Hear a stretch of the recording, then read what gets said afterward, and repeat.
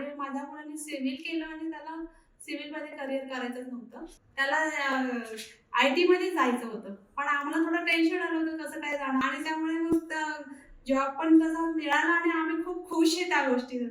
त्या गोष्टीवर आम्हाला खूप म्हणजे त्यांची ऋणीच आहोत आम्ही म्हणा. म्हणजे या बाबतीत आम्हाला खूप परवडलं आता रिलॅक्स आणि मुलाने पण खूप हार्ड वर्किंग केलं. सुरुवातीच्या इंटरव्ह्यूला जाम घाबरला होता तो.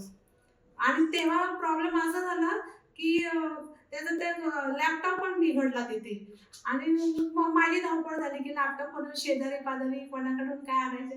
तोपर्यंत मी लॅपटॉप दुसरा चांगला आणत म्हणजे 2 आणलेले ते चाललेलं त्याच्यामध्ये फॉल्ट निघाला.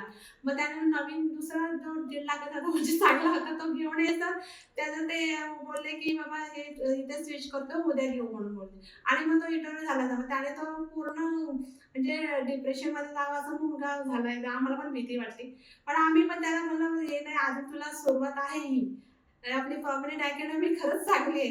पण एकावर एक एवढ्या चांगले-चांगले इंटरव्ह्यू झाला, म्हणजे चांगल्या कंपन्या आणल्या त्याच्यासाठी.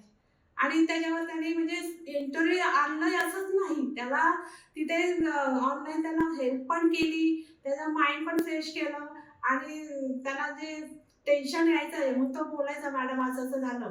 तर मॅडम पण सांगायचे, "असं-असं नाही, असं-असं." म्हणजे प्राची मॅडमचं, सारिका मॅडम असं म्हणजे मोलाचा सल्ला द्यायचे, की असं कर वगैरे आणि त्याला सक्सेस पण मिळालं.